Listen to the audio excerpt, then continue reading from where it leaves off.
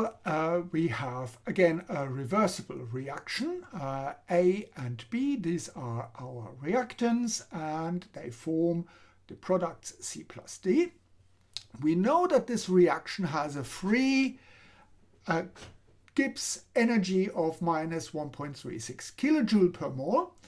And we want to calculate the displacement factor Q over K for this reaction at 70 degrees. And we've got the general rate, the general gas constant R given here. So it doesn't look like there is a lot of information there. So let's think about what we are looking for here. Now we can write for delta G. We know that delta G is a mixture of the change in Gibbs free energy at the standard condition, and we denote this with this delta G naught plus the gas constant times the temperature times the logarithm of the mass action ratio. And here the mass action ratio would be what we have as the actual concentrations when we don't have the reaction at the equilibrium. So we would just simply write this as the concentrations of C times D multiplied by the divided by the concentrations of the reactants. So that would be our equation, and as it turns out, this part here, that would be what people usually call the mass action ratio, and is denoted with a Q usually.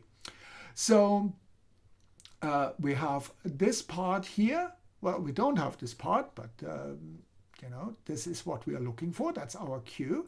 Now, what about this delta G naught? We don't have delta G naught, but we know that we can write this at equilibrium. It would be negative RT ln, and that would be our equilibrium constant, Ka. So what we can do is we can now write our delta G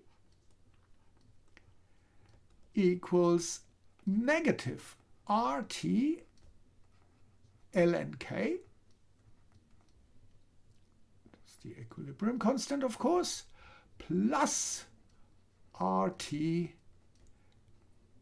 ln Q. That's the mass action. And we can simplify this a little bit according to the laws of logarithm. We just simply can factor RT out. So we would have R times T times ln, and what we've got left is Q over K. And that is exactly what our displacement factor is. That is the displacement factor because it indicates how far away the concentrations for C and D and A and B, how far away are they from the respective equilibrium. So that is basically what we are looking for. So we've got delta G equals RT ln Q over K. So all we need to do now is make Q over K the subject of that. So we bring this to the other side and we have ln Q over K equals delta G over RT. Now we need to be careful with the T because we know that the T is given as in Kelvin. So we've got 273 plus 70 Kelvin. So we need to be mindful of that. How do we get rid of the ln?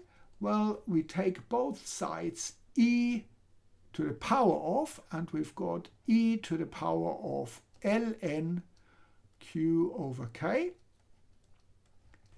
equals e to the power of delta G over R, and I just write T as this expression here, 273 plus here 70.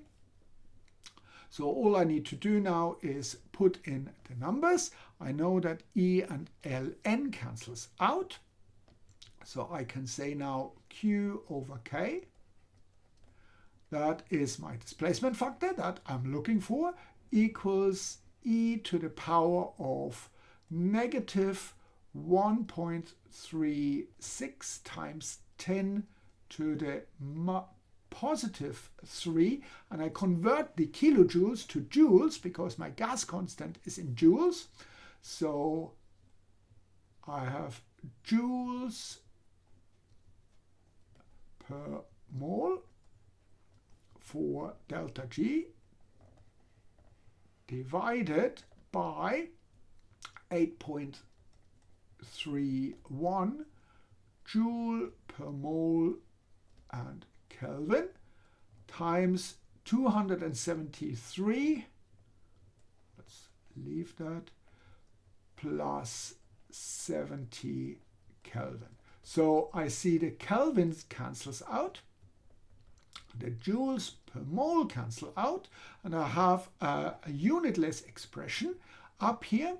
And when I put that into a calculator, the value for Q over K over the rate constant, so the displacement factor equals something around 0.62. So if it was 1, if this displacement factor was 1, then the concentrations of the